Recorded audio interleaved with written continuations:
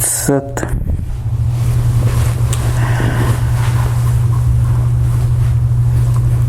આજે ગુરુજીના નિર્વાણ દિવસે, એટલે કે જેને આપણે 18મી ઓક્ટોબરે સામાન્ય રીતે ઉજવતા હોઈએ છીએ, એની જગ્યાએ આજે આપણે એને 19 ઓક્ટોબરે લઈશું. હકીકતમાં તો તમે એને 18 તારીખ બી ગણી શકો, 19 તારીખ બી ગણી શકો અને 20 તારીખ બી ગણી શકો, કારણ કે એકચ્યુઅલ એમને દેહ ત્યાગ કર્યો તો 18મીએ, પણ આપણે એમને અગ્નિદાહ આપ્યો તો 20 તારીખે. અને આ સમય દરમિયાન પણ બધા સાધકોને જાણ હશે જ કે આટલા બધા કલાક પસાર થઈ ગયા હોવા છતાં, લગભગ 1, 1.5, 2 દિવસ પસાર થઈ ગયા હોવા છતાં એમનું શરીર એવું ને એવું એકદમ નરમ, કોઈ પણ જાતના એમાં વિકૃતિ નહોતી આવી. અને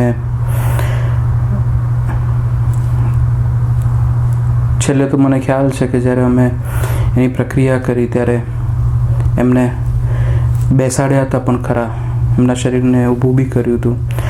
તો ઘણીવાર ગુરુજી પોતે જ કહેતા હતા કે જ્યારે વ્યક્તિનો જીવ પરમાત્મામાં વિલીન થઈ જાય છે અથવા પરમાત્મા વ્યક્તિની અંદર હોય છે, ત્યારે આ શરીરની જવાબદારી પરમાત્માની થઈ જાય છે, એને સંભાળવાની કે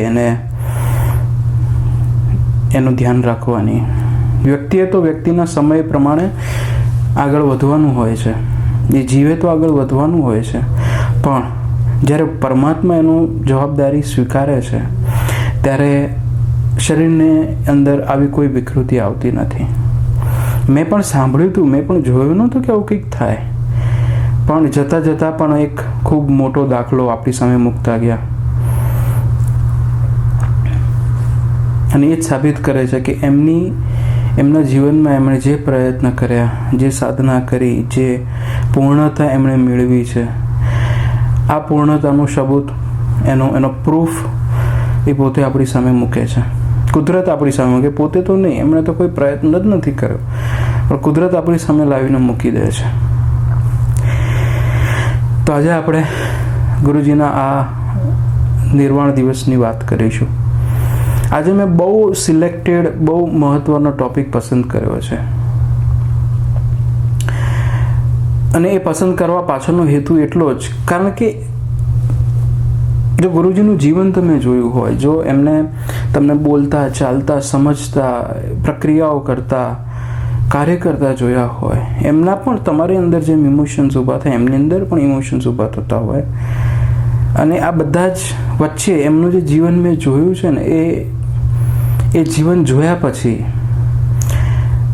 તમારી ઉપર એક ચોટ મારી જાય. અમુક ઘટનાઓ એનો ઘા તમારી ઉપર પડે.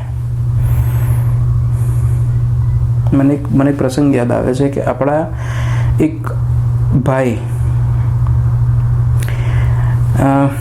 એમના વાઈફ, એમણે રસ્તા ઉપર કોઈનો એક્સિડન્ટ થતો જોયો. ટીવીમાં તો તમે સાંભળતા જ હશો કે ભાઈ ટીવીમાં અહીંયા આમ થયું, તેમ થયું, ઓલા ભાઈ આમ ગાડી ભટકાડીને, આમ બધી જ વસ્તુ તમે સાંભળી હશે, પણ it doesn't make any difference to you. તમારી ઉપર એની કોઈ અસર પડતી નથી, because you are not present at that time. તમે એ જગ્યાએ, એ સમયે તમે હાજર નહોતા. અને જ્યારે તમે એ જગ્યાએ હાજર નહોતા એટલે તમે ટીવીમાં જોઈ શકો, અને ટીવીમાં તમે પિક્ચર જોતા અને એવું લાગે ના એને પસાર થઈ ગયું, ઓહો બહુ મોટો એક્સિડન્ટ થઈ ગયો ભાઈ, ગમે તેટલું ખરાબ હોય. પણ સામે, નજર સામે જો બને અને એ તમે જો, આ વ્યક્તિ ગાડી ફાસ્ટ ના ચલાવી શકે, આ ગાડી ખરાબ રીતે ના ચલાવી શકે, આ વ્યક્તિ ગાડીને જેમ તેમ ગમે તેમ એક્સિડન્ટ થાય ના થાય એની ચિંતા કર્યા વગર ના ચલાવી શકે. He will be conscious. એ પરિસ્થિતિમાંથી, જીવનની એ પ્રક્રિયામાંથી એ પસાર થાય છે. એણે દ્રશ્ય જોયું છે, કોઈની ઉપર બનતા જોયું છે, અને એ બનતા ઘટના જ્યારે બની ત્યારે વ્યક્તિ ત્યાં હાજર હતો. અને એની જે બીક છે, આ બીક એટલી બધી સ્ટ્રોંગ થઈ જાય કે પછી ફાસ્ટ ન ચલાવી શકે, ખરાબ રીતે ન જ ચલાવી શકે. સાંભળી તો આવી હજારો વાતો હશે, પણ જ્યારે આંખ સામે બને છે ત્યારે ધેટ્સ ડિફિકલ્ટ. એટલે કે એ જ હું તમને કહેવા માગું છું કે એમના જીવનને, કે સામેવાળા વ્યક્તિને તમે એની સ્થિતિ કેવી જુઓ છો, એનો એ ઠીક છે, પોતાની જાતની વ્યક્તિ ગમે તે કહેતો હોય, પણ જ્યારે એ વ્યક્તિના જીવનમાં એવી ઘટનાઓ બને અને ત્યારે પણ એ સ્થિર હોય, એ ખૂબ મહત્વનું છે. એ એની આધ્યાત્મિક ઉચ્ચતા બતાવે છે. અને આવા તો કેટલાય પ્રસંગો વિશે મેં તમારી જોડે વાત કરી છે. મેં તમને શાહપુર જે જમીન છે એનો પ્રશ્ન કીધો હતો કે એ વખતે શું બન્યું હતું કે આપણે આટલી મહેનતથી કોઈ દિવસ આ વસ્તુ જોઈ જ નહોતી, આટલી મહેનતથી આપણે ત્યાં સાધકોની જોડે ડોનેશન્સ મળવી અને એ જમીન લીધી હતી અને જમીન ઉપર આપણે આશ્રમ બનાવવાની તૈયારી કરી રહ્યા હતા. અને એ જ વખતે પૂર આવ્યું અને પૂરમાં આપણો આગળનો આશ્રમનો ભાગનો જે જમીન હતો એ જમીન ધોવાઈ ગઈ અને પાણી જન પસાર થાય. You cannot see that. તમને એ જોયા પછી આમ ગભરાટ થઈ જાય છાતીમાં કે વોટ ઇઝ ધીસ, શું કરવું એમ. અને આ તો નેચરલ કેલામિટીઝ છે. કોઈ વ્યક્તિ કરતો તો એને કંઈ ઊભો રહી જાય, ચાલ પાછો આય, એવું નહીં કરવાનું, તું એનો દિવાલ તોડે છે, એને કહી શકો, તમે તમારી જોડે ઝઘડી શકે, તમે એને કંટ્રોલ કરી શકો, તમે પોલીસને બોલાવી શકો, બધું જ થઈ શકે. It's easy. પણ કુદરત શું કરી શકો તમે? આટલો બધો વિશાળ પ્રવાહ કોઈ માણસના હાથમાં ના હોય એને કંટ્રોલ કરવાનો. એની એ ઘટના જ્યારે મેં જોઈ અને મને પણ ફાળ પડ્યો, વોટ ઇઝ ધીસ. ઇટ્સ હજી મારી આંખ સામે દ્રશ્યો છે. અને હું તો હજી બાળક હતો, શીખી રહ્યો હતો, સાધના કરી રહ્યો હતો. મને તો એટલી બધી હજી અસર બી ન થાય. પણ જે વ્યક્તિ એટલે કે ગુરુજી ત્યાં હાજર હતા, જેમની માટે આપણે આશ્રમ બનાવતા હતા, અને એ આશ્રમને આપણે ઘણો બધો વિઝ્યુલાઇઝ કરી દીધો હતો. એના ડ્રોઈંગ્સ તૈયાર થઈ ગયા હતા, એના કામ તૈયાર થઈ ગયા હતા, એની બધી ડિટેલ્સ તૈયાર થઈ ગઈ હતી. અને એટલું બધું થયા પછી જે વ્યક્તિનું આટલું બધું ઇન્વોલ્વમેન્ટ હોય એ વસ્તુ આ ઘટનાને જોવા શાંતિથી આમ જોતા હતા.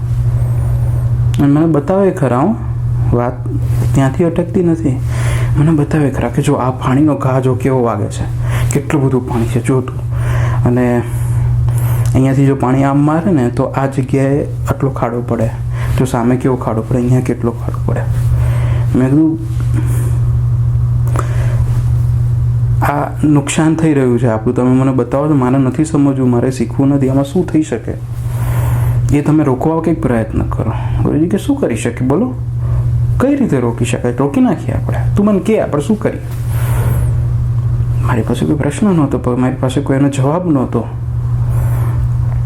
અને મારી જે હાલત હતી એના કરતાં એમની હાલત બિલકુલ વિપરીત, એકદમ શાંત, એકદમ સ્થિર. અને એ ઘટના હું બોલી રહ્યો છું ને તમે સાંભળી રહ્યા છો, પણ જો તમે મારી સાથે એ સમયે જો હાજર હોત ને તો તમારી અંદર જળમૂળમાંથી ફેરફાર થઈ ગયા હોત. અંદર તમે એ અનુભવ પોતે કરી રહ્યા છો. એટલે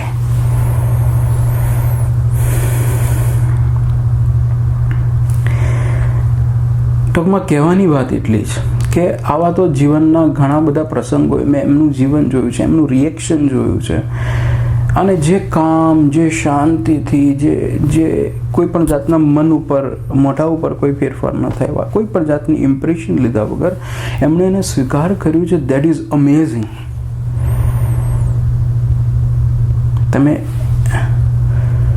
એક વ્યક્તિ તરીકે તમારે ઇમોશન આવા બધામાં આપવા જ પડે, નેચરલી અપાઈ જાય.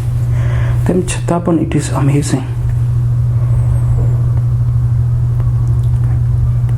અને આ બધી જ વાત કહેવા પાછળનો મારો પર્પસ છે કે એમનું જે જીવન હતું ને એ જીવન આપણા માટે એક જીવનની એમ કહીએ ને કે જીવાદોરી બની જાય.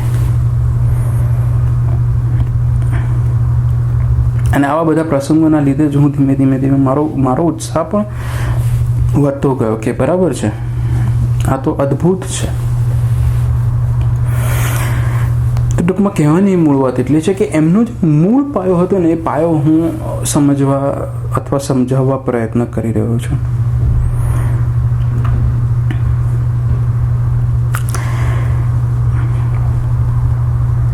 હકીકત, મનનો એક સ્વભાવ આપણે પહેલાં સમજી લઈએ, મનની પ્રક્રિયાઓ સમજી લઈએ.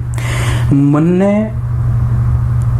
ઈશ્વરે જે બનાવ્યું એની અંદર એની મૂળભૂત પ્રકૃતિઓ ઊભી કરી.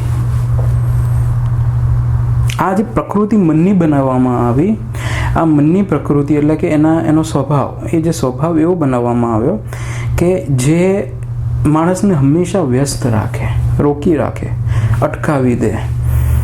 અને ખાસ કરીને જ્યારે વ્યક્તિ આત્મ સાક્ષાત્કાર સુધી પહોંચવા પ્રયત્ન કરે ત્યારે તો બહુ સ્ટ્રોંગલી અટકાવવા પ્રયત્ન કરે. કંઈક ને કંઈક એવા સ્ટ્રોંગ વિચારો ઊભા કરે કે તમે એ વિચારોમાં ખોવાઈ જાઓ. અને જેવા વિચારોમાં ખોવાયા એટલે તરત જ તમે આ બાજુથી ડાયવર્ટ થઈ ગયા. પછી તમને મહિને યાદ આવે, 1.5 મહિને યાદ આવે, 2 મહિને યાદ આવે. અને હું બોલી રહ્યો છું અને તમારો અનુભવ છે, તમારામાંથી ઘણાને અનુભવ થયો હશે ને ઘણાનો ચાલુ હશે એવું માનું છું કે ભાઈ હવે એકદમ ઉત્સાહ ચડે એટલે ધ્યાન કરી નાખે, બસ કરવું જ છે, 2 કલાક 3 કલાક 5 કલાક.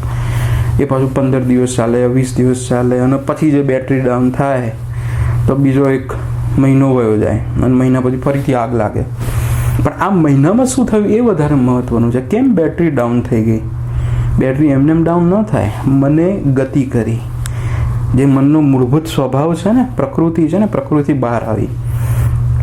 જેવી એ પ્રકૃતિ બહાર આવી અને સ્ટ્રોંગ થવા માંડી એની સાથે જ તમે રોકાઈ ગયા. તમે એમાં તમારો દોષ છે હું માનતો પણ નથી, એમાં કોઈ સાધક સાધના નથી કરતો એમાં એનો દોષ છે એ વાત હું માનું જ નહીં ને. કારણ કે એ દોષ તો મનનો છે. મનને ભગવાને, કુદરતે, ઈશ્વરે બનાવ્યું જ એવું છે કે તમે કંઈ ન કરી શકો. એટલે કે આવો વ્યક્તિ જે છે મહિના પછી ફરીથી એને આમ યાદ આવે કે ના કરવું જોઈએ, ભાઈ ધ્યાન તો થવું જ જોઈએ. એટલે પછી પાછા ફરીથી આખી પ્રક્રિયા શરૂ થાય અને ફરીથી પાછા 10, 15 દિવસ, 20 દિવસ, આ વખતે મહિનો ખેંચાઈ જાય અને મહિના પછી ફરીથી જે ખાડો આવે, આ વખતે ફરીથી મન એક્ટિવ થયું, સ્ટ્રોંગ થવા માંડ્યું અને તમે એને ફોલો કરી દીધું. ફોલો કર્યું એટલે સમય પસાર થઈ ગયો. મારે આ મહિના વિશે વાત કરી. જે મહિનો તમે ધ્યાન કર્યું ને એ તો બધી ઇઝ વેરી ગુડ, એમાં તમે આખા અલગ વ્યક્તિ છો મારા માટે. પણ જે મહિનામાં નથી કર્યું ને એના વિશે આજે હું ચર્ચા કરવા માંગુ છું. એ દરમિયાન શું બને છે એની હું તમને બેઝિક ગાઈડલાઇન્સ, થોડીક સમજણ આપવા માંગુ છું.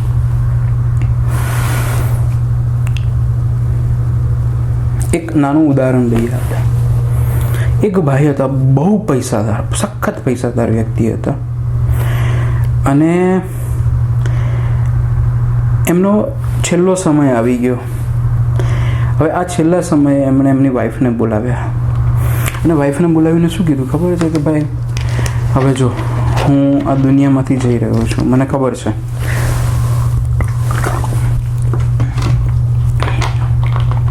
તો મને એક વચન આપતો. હકીકતમાં શું હતું કે આ ભાઈ એમના વાઈફ જોડે બહુ ઝઘડતા અને વાઈફ જ ઝઘડતા. એકલું કે એક હાથે તાળી વાગે નહીં એટલે 2 જણા હા મામે બહુ ઝઘડે.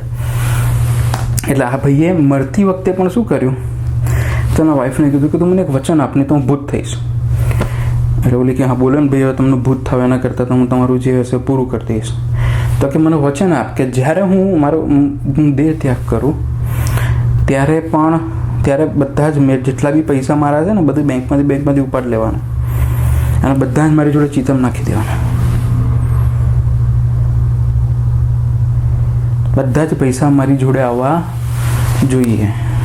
તો એની વાઈફ કે એવું કેવું, એમ તમે બધા પૈસા લઈ લો તો અમારે શું કરવાનું? તો કે ના, તું મને વચન આપ, નહીં તો હું મરી નહીં શકું શાંતિથી અને હું ભૂત થઈશ અને પછી તમને બધાને હેરાન કરી વધારે હેરાન થશો. એટલે બેન કે બરાબર છે, ચાલો ઠીક છે, ઓકે, વચન આપ્યું. અને વચન મળ્યું એટલે ઓલા ભાઈ શાંતિથી એમણે એમનો દેહ છોડ્યો. સમય થઈ ગયો, એમની બધી પ્રોસેસ પૂરી કરવામાં આવી અને પછી એમને અગ્નિદાહ આપવામાં આવ્યો.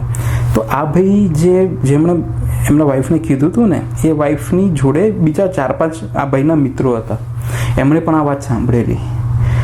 એટલે પછી તરત જ એમના મિત્રોએ જ્યારે અગ્નિદાહ આપી એ લોકો રાહ જોતા હતા કે હમણાં પૈસા નાખશે, હમણાં બધા પૈસા ઓલામાં નાખી દેશે. એટલે પણ બોલાય તો નાખ્યા જ નહીં. એટલે છેલ્લે પછી ઓલા એમને મિત્રોએ જઈને પૂછ્યું કે આખરે તે ના જ કર્યું ને, તે તારા હસબન્ડની ઈચ્છા પૂરી કરી નહીં, તને પૈસા એટલા બધા વાલા હતા કે તારો હસબન્ડનું જે થવું એ થાય, બરાબર ને? તે એમની ઈચ્છા પૂરી કરી નહીં. તેની વાઈફ કે ના, મેં તો પૂરી કરી નાખી, મેં કંઈ ચોર્યું જ નથી. તો કે ક્યાં પૂરી કરી? તે પૈસા તો નાખ્યા નહીં. જેટલા એણે શું કીધું તું? જે પૈસા હોય બધા જ નાખી દેવાના. ચલો, હવે તો થોડાક રાખ્યા હશે, તે તો કંઈ ના નાખ્યો. તો કે ના, મેં એવું નથી કર્યું, મેં ખરેખર સાચા દિલથી બધા જ પૈસા નાખી દીધા. તો કે પણ અમે તો જોયું જ નથી. તો ઓલા ભાઈઓ શું કીધું કે જો અમે જોયું નથી, તું કેસા નાખ્યા કઈ રીતે મને બતાય. એટલે ઓલા બેન કે એમના હસબન્ડ જે હતા, એમના જે એક્સપાયર થઈ ગયા હતા, એમના વાઈફ કે જો મેં શું કર્યું, જેટલા બી પૈસા હતા ને એમના ખાતામાંથી મેં મારા બેંકમાં ટ્રાન્સફર કરી લીધા. And that is a legal, એમાં કંઈ ખોટું નથી. લીગલી મેં મારામાં ટ્રાન્સફર કર્યા. એ જ બેંકનો મેં બધા જ એમના જેટલા પૈસા હતા, એટલે 1 કરોડ રૂપિયા હોય તો 1 કરોડ રૂપિયાનો મેં ચેક લખી નાખ્યો અને એ ચેક મેં ભાઈના ખીચામાં નાખી દીધો. જે એમને અગ્નિદાહ આપ્યો એમને આપી દીધા ને. મારે જેમ કે મારા બધા જ પૈસા તમને ટ્રાન્સફર કરવા હોય તો મારે શું કરવાનું? ચેક લખવાનું, તમને આપી દો. એટલે પછી તમે જઈને લોજિકલી મેં તમને આપી જ દીધા કે ભાઈ. બેને એ જ કહ્યું કે ચેક લખીને બેન ખીચામાં નાખી દીધા. અને પછી હવે જો કેશ કરી લે, કેશ કરી લે તો બધા એના જ છે ને.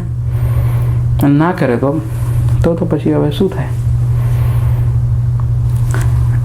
કહેવાની વાત એટલી જ કે મન કેવા અલગ અલગ. આ તો ઠીક છે, એક સામાન્ય હસવાનો પ્રસંગ હતો, પણ કહેવાની વાત એ છે કે જ્યારે આ વચ્ચેનો 1 કલાકનો 1 મહિનાનો સમયગાળો આવે છે, આ સમયગાળા દરમિયાન મનના અમુક ભાવ ઉત્પન્ન થાય છે કે જે પ્રેશર એટલું બધું એનું હોય છે કે તમે ધ્યાનનો અભ્યાસ કરતાં ડગમગી જાઓ અને પછી છોડી દો અને પછી પાછા અમુક ટાઈમે ચાલુ કરો.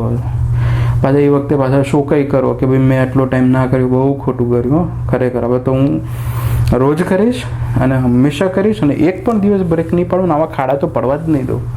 પણ એ જ વ્યક્તિ મહિના બધી બ્રેક ઉપર હોય. ટૂંકમાં કહેવાની મૂળ વાત એટલી જ કે આ મનનો સ્વભાવ છે, મનની પ્રકૃતિ. પહેલાં જાણી, મનની પ્રકૃતિનો એક પહેલો નિયમ, મન એ એક પ્રકારનું ઇલ્યુઝન મશીન છે. ભ્રમણા ઊભું કરવાનું મશીન તૈયાર થઈ જાય છે. આ પહેલો નિયમ. આના વિશે આપણે પહેલાં આગળ ઓલરેડી વાત કરી લીધી છે. પણ હવે બીજો નિયમ, મન હંમેશા હકીકતથી દૂર લઈ જશે. તમને એ જે વિચારો ઉત્પન્ન કરાવશે ને, આ વિચારો એવા હશે કે એ તમને હકીકતથી દૂર લઈ જશે, તમને ભગાડ દેશે હકીકતથી. એટલે કે જે સત્યતા છે, જે યુનિવર્સલ ટ્રુથ છે, જે સાચી વસ્તુ છે, એ દેખાવાના બદલે તમને શું દેખાશે? જે મન ઇલ્યુઝન ઊભું કરે છે અને હકીકતને દૂર કરવા માટે જે ઇલ્યુઝનનો ઉપયોગ કરે છે, આ ઇલ્યુઝન તમને દેખાશે. અને જેવું આ ઇલ્યુઝન દેખાયું એટલે તમે એને સાચું માનવા લાગશો અને હકીકત છે એને ખોટું માનવા લાગશો. એક નાની એવી તમને આના વિશેની વાત કરી દઉં.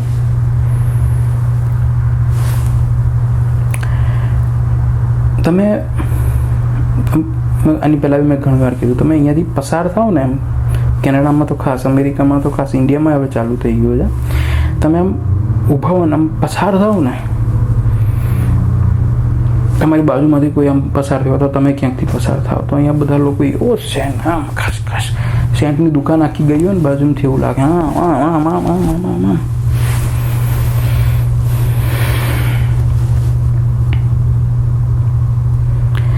અને આ સેન્ટ એટલું બધું પાવરફુલ હોય, એટલું બધું સરસ હોય કે તમને આ વ્યક્તિ હા કેટલું સરસ, કે ભાઈમાંથી કેટલી બધી સરસ મજાની સુગંધ આવે છે. અને મન એને ગમાડ લે, હા એ જો સુગંધ આવી સરસ. પણ વ્યક્તિમાંથી નથી સુગંધ આવતી ભાઈ, આ વ્યક્તિએ જે સેન્ટ લગાવ્યું છે, જે પરફ્યુમ લગાવ્યું છે, આ પરફ્યુમમાંથી સુગંધ આવે છે. પણ જો વ્યક્તિમાંથી સુગંધની વાત કરીએ, વ્યક્તિની સુગંધ ના કહી શકાય, વ્યક્તિની ગંધ કહી શકાય. તમારું મારું બધાનું શરીર ગંધ કાઢે છે. તમને પરસેવો થાય ને તો થોડી વારમાં તો પરસેવો ગંધાવા લાગે છે, અને એ જે પરસેવો થાય એ તમારી સાચી સુગંધ થઈ ગઈ. પણ એ હકીકત છે. અને માનવ સમાજનું મન જે છે એ શું કરશે, એ હકીકતથી તમને દૂર તરફ લઈ જવા પ્રયત્ન કરશે. જેવો એ તમને દૂર તરફ લઈ જવા પ્રયત્ન કરશે એટલે આપણે પછી એના રસ્તાઓ કાઢવાના. કે ભાઈ આવું કરવાનું, કે તમે સેન્ટ નાખી દો, તમે આવું કરો, તમે ઓલું કરો. એટલે શું થાય કે તમારામાંથી ગંધ વહી જાય, ફરીથી ચાલુ થવાની. તો એને ઢાંકી દો, છુપાવી દો. થાય શું, તમે એને ઢાંકી દો ને છુપાવી દો ને એટલે સામેવાળાને તેવું જ લાગે કે હા આવે છે સુગંધ હારી, હો ભાઈમાંથી ગજબ કહેવાય, બહુ સરસ બહુ સરસ. ટૂંકમાં બધી જ જગ્યાએ તમે જુઓ, તમે તમારું જીવન ઓબ્ઝર્વ કરો, બીજાના જીવનને ઓબ્ઝર્વ કરો, માનવ સમાજને તમે ઓબ્ઝર્વ કરો, તો તમને ખ્યાલ આવશે કે we are always and always સાચી વસ્તુને સમજ્યા વગર ખોટી વસ્તુને પ્રમોટ કરતા હોઈએ છીએ. તમે સુગંધ લગાવો એટલે બીજા લોકોની ઈચ્છા થાય કે ભાઈ એ તમારા જેવી સુગંધ લગાવે, અને ધેટ ઇઝ ગુડ, એમાં ખોટું નથી, એ સમાજની રીતે સાચું છે. પણ હું તમને માત્ર મનનું ઉદાહરણ આપું છું કે મન આવી તો ઘણી બધી નાની નાની પ્રક્રિયાઓ કરશે કે જે દરમિયાન રિયાલિટી એ છુપાઈ જશે અને જે ફેક આઈડેન્ટિટી ઊભી થશે એ જ સાચી થઈ જશે. કારણ કે આ તો મનનો સ્વભાવ છે. મનનો સ્વભાવ છે કે જે સત્ય હકીકત છે એને ઢાંકી દેવાની, અને જે ખોટી હકીકત છે એને તમારે પ્રકાશિત કરવાની અને ઓપન કરી દેવાની, એટલે બધા જ એ જ જોઈ શકે. જેમ આપણે ઓલા ઉદાહરણની અંદર વાત કરી ને કે એમાં એમણે શું કર્યું, જે હાર્ડકોર રિયાલિટી ઓલા બેનને પણ ખબર હતી, અને જે વ્યક્તિ છે એને તો ખબર જ હતી કે ભાઈ હું મારા પૈસા ફિઝિકલી એક રૂપિયાની નોટ ગણું છું, એટલે એને હું કન્સિડર કરું છું. અને એવી બધી જે બંડલ્સ બને ને 1000 ને 5,000 રૂપિયાની, એ બધી બંડલ્સ તમે મારા ચિત્રમાં નાખશો. અને એ ભાઈનો ઇન્ટેન્શન એવો હતો કે હું જઉં એટલે આ લોકોની પાસે કંઈ બચે જ નહીં. એ સારો ઇન્ટેન્શન કે ખરાબ ઇન્ટેન્શન, પણ આ વાર્તાની અંદર એમનો ઇન્ટેન્શન તો એવો જ હતો ને. અને એ વસ્તુ એક્ઝેક્ટલી એના વાઈફને પણ ખબર હતી, પણ એના વાઈફે શું કર્યું, ખોટી વસ્તુ હતી જે સાચી વસ્તુ હતી એને છુપાવી દીધી, અને ખોટી વસ્તુ સાચી રીતે કરી દીધી. ટૂંકમાં કહેવાની વાત એટલી જ કે this is what the system works. આ મનનો સ્વભાવ છે દુનિયામાં જીવવા માટે, દુનિયાની પ્રક્રિયાઓ કરવા માટે. આ સાચું છે. પણ જ્યારે તમે આધ્યાત્મની વાત કરતા હો, સાધનાની વાત કરતા હો, આત્મ સાક્ષાત્કાર વિશેની વાત કરતા હો, ત્યારે એ સાચું નથી, ત્યારે અલગ થઈ જાય છે. જો સાચી વસ્તુને છુપાવવામાં આવશે તો તમે મનના પ્રભાવમાં ફરશો, અને હંમેશા મનની પ્રક્રિયા પૂરી કરીને એક જીવન પસાર કરશો. અને આવા તો હજારો જીવન આપણે પસાર કરેલા છે, અને આવી કેટલીય ભ્રાંતિઓ ઉત્પન્ન થઈ છે, અને એ ભ્રાંતિમાં આખું જીવન પસાર થઈ જાય છે. તમારા માટે આ જીવન બહુ મહત્વનું છે. કુદરત માટે તો આવા હજારો જીવન તમને આપી શકે છે, પણ તમારા માટે તો અત્યારે અને હાલ જે કરી રહ્યા છો એ જ મહત્વનું છે.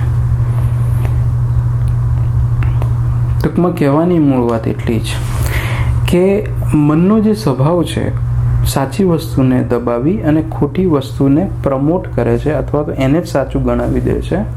આ સ્વભાવને આપણે સમજવો જ પડશે.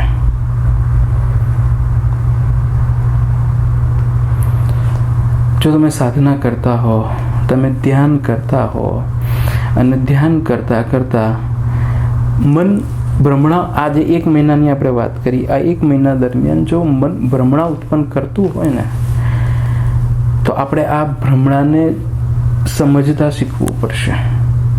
સમજી અને આ જે ખાડો પડી જાય છે મનની ભ્રમણાના લીધે, આ ખાડાને ઓછો કરવો પડશે, ખાડાને બંધ કરવો પડશે. તો જ આપણી સાધનાનો અભ્યાસ, આપણી સાધના, આપણો આત્મા તરફનો વિકાસ સારી રીતે થશે.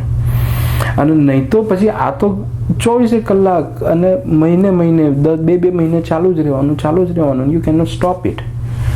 અને માનજો મારી કે ભૂતકાળની અંદર પણ આવા કેટલાય જીવન આમ જ પસાર કર્યા છે અને હજી નહીં સમજીએ. આ મનનો સ્વભાવની જે મેં વાત કરી, હકીકત છુપાવી અને ઇલ્યુઝન તમારી સામે મૂકી દેશે અને ઇલ્યુઝનને જ તમે સાચું માનશો, તો હકીકત છુપાવવાની જે ઘટના છે તો તમારી સામે આવવાની જ નથી, કોઈ દિવસ પ્રકાશિત થવાની જ નથી અને ઇલ્યુઝનમાં જીવન પસાર થઈ જશે.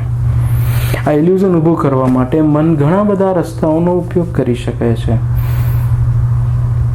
જેમ કે ઇમોશન્સ થાય એટલે માણસ આ ઇમોશનના પ્રેશરમાં આવી જાય. કોઈ એને પ્રેશરમાં આવવા કહેતું નથી, પણ એ કુદરતી જ પ્રક્રિયા છે કે તરત જ તમારી અંદર એ પ્રકારના કેમિકલ્સ છૂટવા માંડે અને તમે એને ફોલો કરવા માંડો. અને પછી જ્યારે ફોલો કરી લીધું હોય અને પછી ખબર પડે કે ઓહો, આ તો આપણે શું કરી નાખ્યું, શું ખોટું કરી નાખ્યું, ત્યારે તમે ઇલ્યુઝનમાંથી બહાર આવો. પણ દેટ ડઝન્ટ મીન કે નવું ઇલ્યુઝન, નવું ભ્રામક વાતાવરણ તૈયાર નહીં થાય અને હકીકત છુપાઈ જશે. હકીકત તો એની જ રહેવાની છે, પણ આવા ઇલ્યુઝનથી બચવા માટેનો એકમાત્ર રસ્તો છે અને આ રસ્તો છે નિયમિત અભ્યાસ કરવાનો અને try to B the observer. મન તો આવા કેટલાય ભયંકર વિચારો ઉત્પન્ન કરશે અને વિચારો ઉત્પન્ન કરી અને આગળ વધશે, પણ એનું કામ સાચું કરી રહ્યું છે. એનું કામ જ એ છે ને, જે આપણે એમની મનની પ્રકૃતિ વિશે વાત કરી એ જ કામ એ કરી રહ્યું છે. તેમ છતાં પણ નુકસાન તો આપણું જ છે ને. નુકસાન તો એક જીવ તરીકે આપણે જ ભોગવી રહ્યા છીએ. તો આપણે આ ચોક્કસ અને બહુ મહત્વનો નિયમ છે જે સમજવો જોઈએ કે મનના ઇલ્યુઝન્સ, મનની પ્રકૃતિ છે કે સાચી હકીકત છુપાવી દેવી. અને જો સાધકનો મૂળભૂત અને સાચો ગુણ કયો છે, લક્ષણ કયું છે કે એ જીવનની સત્ય હકીકત ભ્રમણામાંથી પણ શોધી શકે છે.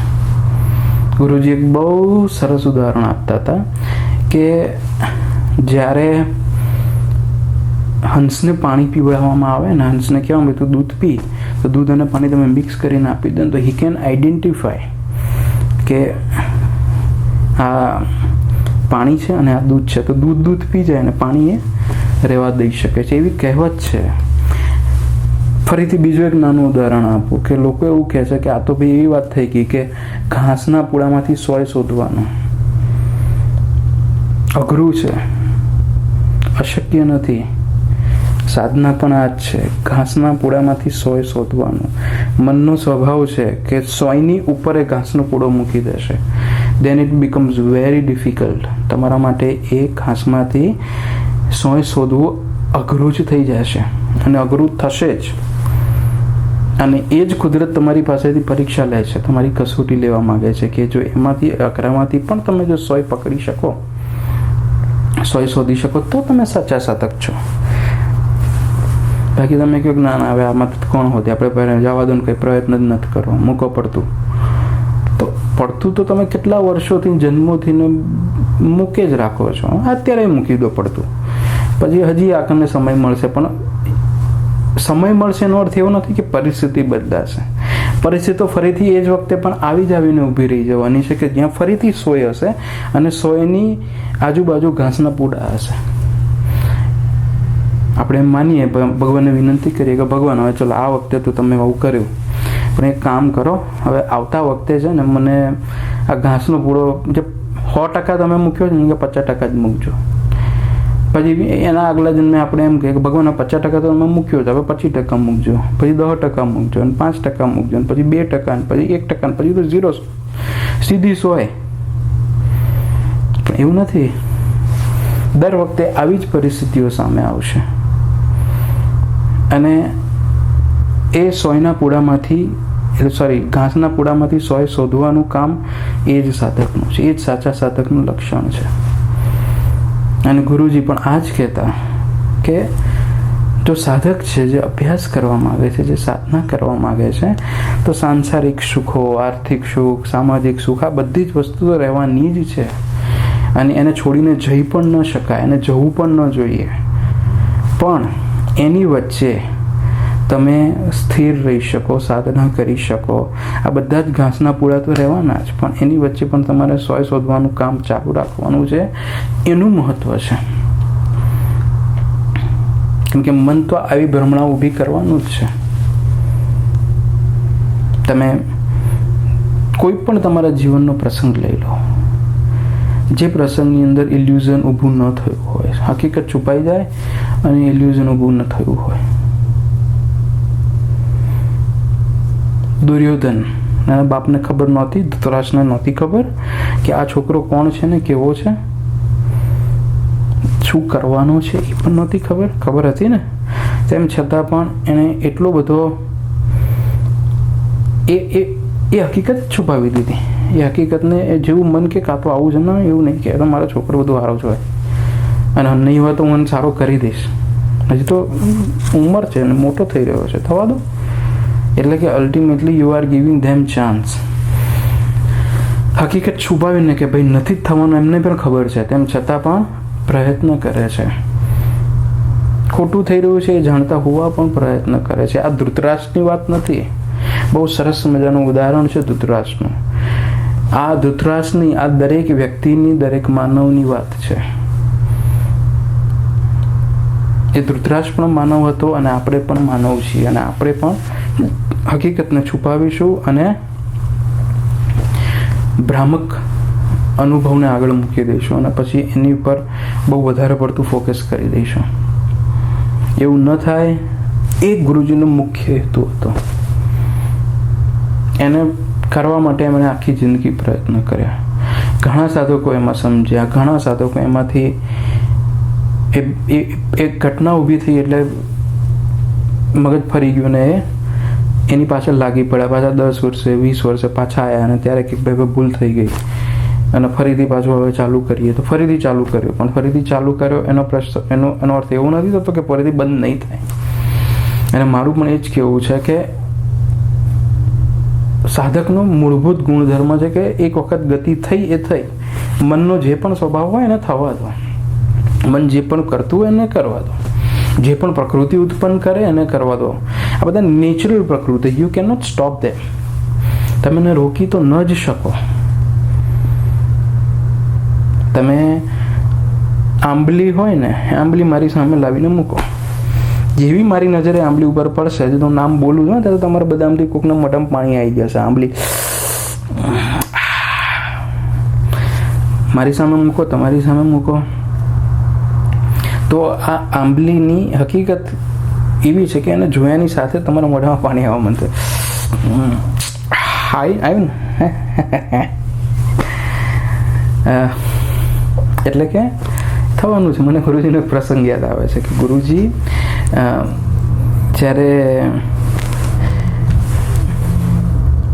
નાના હતા ત્યારે એમણે મને એક પ્રસંગ કીધો હતો. એટલે એ નાના હતા ત્યારનો પ્રસંગ મને કીધો હતો કે અમે શું કરીએ કે નાના છોકરાઓ બધા હોઈએ અને અમને ખબર પડી ગઈ કે ભાઈ આંબલી હોય ને તો આંબલી ખાલી જોવાથી, મોઢામાં મૂકો તો પાણી આવે જ, પણ માત્ર જોવાથી મોઢામાં પાણી આવે. હું તમને અત્યારે બોલી આંબલી 5 વખત બોલું ને, આંબલી કેવી હોય, એ ખાટી, તો તમારા મોઢામાં પાણી ઘણાના આવી ગયા હશે. એટલે કે અમે શું કરીએ કે ઓલા બેન્ડ વાજા લગ્નમાં હોય ને, તે લોગાડો આવે ને, ઢીંગ ઢીંગ ઢીંગ ઢીંગ વગાડતા હોય અને પછી આમ ફૂંક મારે. ઓલો બાજુ હોય કે શું નામ કહેવાનું, શરણાઈ હોય કે એવું બધું જે હોય ને, એ તે ફૂંક મારવા માટે એમના મોઢાનો એમનો ઉપયોગ કરે. તો ગુરુજી અમે શું કરીએ કે આંબલી લઈએ અને ઓલો જે વગાડતો ને એની સામે છે આંબલી ખાઈએ એટલે ઓલો આમ આંબલી જોવે, વગાડતો જાય ને આંબલી જોઈને થોડી વારમાં તો મોઢું પાણીથી ભરાઈ જાય ને બી વાગવાનું જ બંધ થઈ જાય. એટલે એનું ટૂંકમાં કહેવાની વાત એટલે કે આ તો મનનો સ્વભાવ છે. You can not stop that. તમે મારી સામે આંબલી મૂકો કે ગમે તેવા મોટા વ્યક્તિ સામે આંબલી મૂકો કે ગમે તેની સામે આંબલી મૂકો, એ જોશે એટલે મોઢામાં પાણી આવવાનું ને આવવાનું. મને દ્રશ્ય જોયું, વિશ્લેષણ કર્યું, શું થવું જોઈએ કહી દીધું ને થશે. You can not stop it. આ તો હકીકત છે. તો આ જે મનના સ્વભાવો છે એ બહાર આવશે અને આવશે જ. ઈર્ષા આવશે, ક્રોધ આવશે, પ્રેમની લાગણી આવશે, બધા જ પ્રકારની લાગણીઓ કામ કરવા લાગશે. તો મારું કહેવાનું જ એટલું છે, મારું કહેવાનું માત્ર ને માત્ર એટલું છે કે જો સાચો સાધક હોય, સાદા સાચકનું પહેલું લક્ષણ છે કે આવી ભ્રામક માન્યતાઓમાંથી એ સત્ય હકીકત શોધી શકે, સાચી વસ્તુ જાણી શકે, સમજી શકે. અને જે એમ કહીએ કે ગુરુજીનો મૂળભૂત ઉદ્દેશ્ય, એમના જીવનનો જ આ મૂળભૂત ઉદ્દેશ્ય હતો. એમણે ઘાસની પૂડીમાંથી સોય શોધી હતી અને એ એમનો અનુભવ હતો અને એ અનુભવ એમણે આપણને આપ્યો. અને આપણે પણ એ જ રીતે ઘાસની પૂડીમાંથી મહેનત કરીને, પ્રયત્ન કરીને સોય શોધવાનું કામ કરવાનું છે, વિચ ઇઝ વેરી ઇમ્પોર્ટન્ટ. કોણ શું કરે છે એ મહત્વનું નથી. હું ક્યાં છું એનું મહત્વ નથી. કારણ કે ભાઈ તમે ઇન્ડિયા આવો તો અમે થોડુંક અમને ધક્કો વાગે અને અમે સાધના કરી લઈએ. મારું કેવું એ છે કે હું ઇન્ડિયા આવું, દેટ્સ વેરી ગુડ, પણ હું ઇન્ડિયા ન આવું તો મારા આવવાથી તમારી સાધનામાં કોઈ વિક્ષેપ ન પડવો જોઈએ કે એમાં બહુ મોટો ફેર ના પડવો જોઈએ. તમારી તો સાધના થવી જ જોઈએ. જે થતું હોય તમારી સાધનામાં કોઈ પ્રકારનો અવરોધ ન હોવો જોઈએ. કારણ કે મારાથી એક વ્યક્તિ તરીકે, એક ગુરુ તરીકે મારી હાજરીનો તમે પ્રયત્ન કરો, that's fine, it's very good, થવું જ જોઈએ. પણ એ હાજરી એ અવરોધ થઈ જાય, ધેટ ઇઝ અ રિયાલિટી છોડીને તમે ધ્યાન નથી કરવા માગતા, સાધના નથી કરવા માગતા, એટલે કંઈક તો ઓપ્શન ઊભું કરવું પડે ને. એટલે એક નાનું ઓપ્શન ઊભું કરી દીધું કે ના ગુરુજી છે નહીં, તો પછી શું કરવાનું એમ કરીને તમે છોડી દો. નહીં ચાલે, ના ચાલે, તમારે કરવું જ પડે. અને આવા ઇલ્યુઝન યાદ રાખજો, આવશે. જ્યારે અત્યારે મેં તમને સમજાવ્યું ને, હવે ઓબ્ઝર્વેશન ચાલુ રાખજો, તમને ખ્યાલ આવશે કે જેમ જેમ તમે અભ્યાસ કરતા જશો તમારું મન ઇલ્યુઝન ઊભું કરશે ને ત્યારે તમને ખબર પડશે કે yes, this is what Guruji is talking about. આ જ વસ્તુ ગુરુજી બોલી રહ્યા હતા. તો આજે અને આ જ સમયથી ઇલ્યુઝન કરવાનું છે. ઘણી વખત મને હમણાં નરેન્દ્ર મોદીની વાત જાણવા મળી કે ભાઈ ઓલા ટીવીની અંદર સૌથી પહેલાં તો ઓલા અહીંયા રેડ બકેટ નહીં, આઈસ બકેટ ચેલેન્જ આવે. અને મેં બી જોયા વિડીયો, મને ખબર જ ના પડી કે શું થયું. પછી ખબર પડી કે લોકો શું કરે, એકબીજાને ચેલેન્જ આપે. હું પાણીની ડોલમાં ઠંડુ પાણી નાખું અને બહુ બધા બરફ નાખું ને મારી પર આમ કરીને આમ નાખી દઉં અને હું એ વિડીયો ઉતારું અને વિડીયો ઉતારીને પછી બધી જગ્યાએ બધાને બતાવું. એટલે અને પછી હું લખું મારા 9 જણાને કે 5 જણાને ભાઈબંધોને મોકલું કે જો મેં કર્યું, તું કરી બતાવી, હિંમત હોય તારામાં, ડેરિંગ હોય તો કરી બતાવી.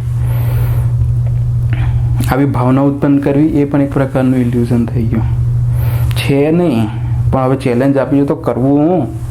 હવે તો ઇજ્જતનો સવાલ આવી ગયો છે, દાઢીનો સવાલ આવી ગયો છે, દાઢી કે નાકનો સવાલ આવી ગયો છે. હવે તો કરવું જ પડે. અને પછી ઓલો બચારો વ્યક્તિ કરે અને ભાઈ એ કરે તો હવે મેં તો કર્યું, હવે તો તું કરી જાઓ. That's very good. એની ઉપરથી નરેન્દ્ર મોદીએ સ્વચ્છતા અભિયાન રાખ્યું અને ખૂબ સરસ છે, કરવું જ જોઈએ. સ્વચ્છતા અભિયાન સારી વસ્તુ છે, સ્વચ્છતા રાખવી જ જોઈએ. કહેવાય છે ને, સ્વચ્છતા ત્યાં પ્રભુતા. એ જ રીતે મને શું વિચાર આવ્યો હતો કે let we do meditation challenge. બહુ અઘરી વાત છું, કદાચ સ્વચ્છતા તમારે રાખવી હોય તો કલાક મહેનત જ કરવાની ને, કાઢી નાખવાનું. મેડિટેશન ચેલેન્જમાં શું થાય, તમારે તમારી જાતને મૂકવાનો, આમ કરીને આમ વિડીયો બનાવવાનો, આંખ બંધ કરીને બેસી જવાનું. આંખ બંધ કરીને તમે મિનિટ નીચે ચાલતી હોય અને તમે અડધો કલાક ધ્યાનમાં બેસો અને અડધો કલાક તમે, ઇટ ઇઝ ડિફિકલ્ટ એમ. આ અડધો કલાક બેસવું ઇઝ નોટ ઇઝી. આ સખત અઘરું છે. બધી વસ્તુ દુનિયાની થઈ જશે. બરફનું પાણી નાખી અને તમે આમ અંદર જઈને ઊભા રહેશો ને, રહેવાશે. વધારેમાં વધારે ઠંડુ લાગશે, એટલું જ ને, બીજું શું. એ ઇઝી છે મારી દૃષ્ટિએ. પણ વ્યક્તિને જ્યારે પોતાની જાત જોડે રહેવાની વાત આવે છે ને, ત્યારે આખી એ વસ્તુ અઘરી બની જાય છે. ને જુઓ, તમે જુઓ કે જે જગ્યાએ વ્યક્તિને પોતાની જાત જોડે રહેવાની વાત આવે ને, ભાગશે. હકીકત શું છે? હકીકત શું છે એ સમજવા પ્રયત્ન. હકીકત એટલે કે સત્યતા શું છે? તમે જીવનમાં એકલા છો, એકલા રહેવાના છો. જે પણ કાર્ય તમારી જોડે જેટલા બી હશે બધા જ સાચા, પણ તમે છો એકલા. તમારે આવવાનું છે એકલાનું અને જવાનું એકલા એ છે. પણ જન્મ લીધા પછી સામાન્ય રીતે આપણે પોતાની જાત જોડે રહી જ નથી શકતા. જેવું જાત જોડે રહેવાની વાત આવે કે બી વિથ યોર સેલ્ફ, એની સાથે જ તમે કંઈક પ્રવૃત્તિ શોધશો, કંઈક પ્રવૃત્તિ ઊભી કરશો અને એ પ્રવૃત્તિમાં અટવાઈ જશો. કામ વગરની પ્રવૃત્તિ છે. કામ તો હોય જ ભાઈ, ઇકોનોમિક, આર્થિક, સામાજિક કરવું પડે, પણ એ કર્યા પછી જે નકામી પ્રવૃત્તિઓ છે એ પ્રવૃત્તિઓમાં શું કરશો? તમે એનાથી ભાગવા પ્રયત્ન કરશો. અને આજકાલ તો શું છે, મોબાઈલ આવી ગયા. તમે આમ કરીને જેવા એકલા ઘરમાં બેઠા છો ને તમારી પાસે ટાઈમ છે તો તમે તમારી જાતને આમ ઓબ્ઝર્વ કરી શકો, તમે ધ્યાનમાં બેસી શકો. આપણે મૌન શિબિર જ આ બેઝ ઉપર કરીએ છીએ કે હંમેશા તમે તમારી જાત જોડે ભાગવા પ્રયત્ન કરો છો. And this is the place કે જ્યાં તમે જાગી ન શકો. અને આ વાતાવરણને તૈયાર કરવાનું કામ મારું છે કે આ વાતાવરણ તમે એના એટલું બધું સ્ટ્રોંગ વાતાવરણ તૈયાર કરીએ કે જેથી એની અંદર જ્યારે વ્યક્તિ આવે ત્યારે આ વાતાવરણ જ એને આ ભાગવાન જીવનની હકીકત સમજાવે.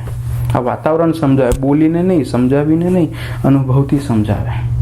અને એક વખત આ અનુભવ મેળવી લીધો અને પછી આખું જીવન સુધરી જાય છે, આખું જીવન બદલાઈ જાય છે.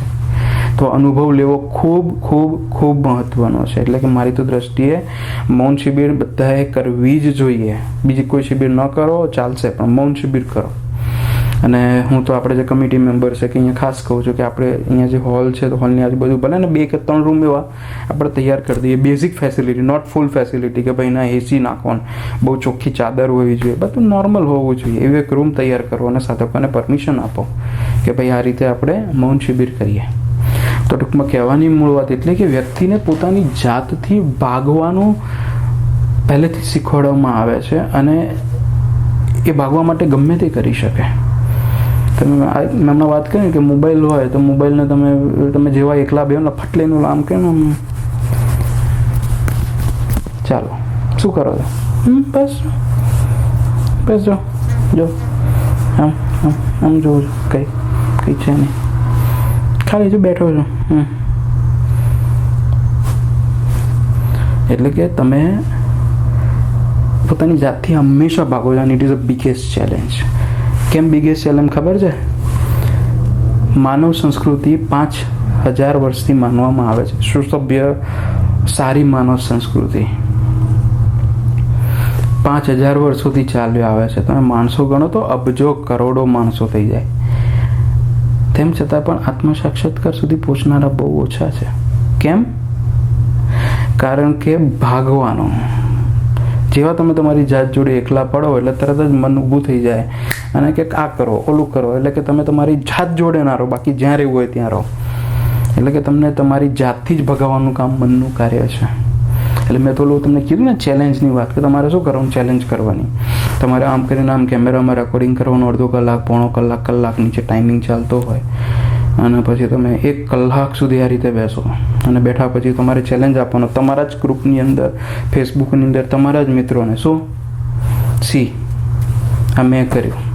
તમારું અભિમાન પ્રગટ કરવા માટે કે નહીં કે જો મેં કર્યું એ ખરેખર તમે કર્યું અને એને બતાવો કે see this is what happens. માણસ હંમેશા એક્ટિવ રહી શકે એવું ના હોય. આ રીતે એની એક્ટિવ રહેવું એ ડેન્જરસ કામ નથી, એ તાકાતનું ચેલેન્જનું કામ નથી. ચેલેન્જનું કામ છે તમારી જાત જોડે રહેવાનું. જો હું રહ્યો, તમે રહી બતાવો.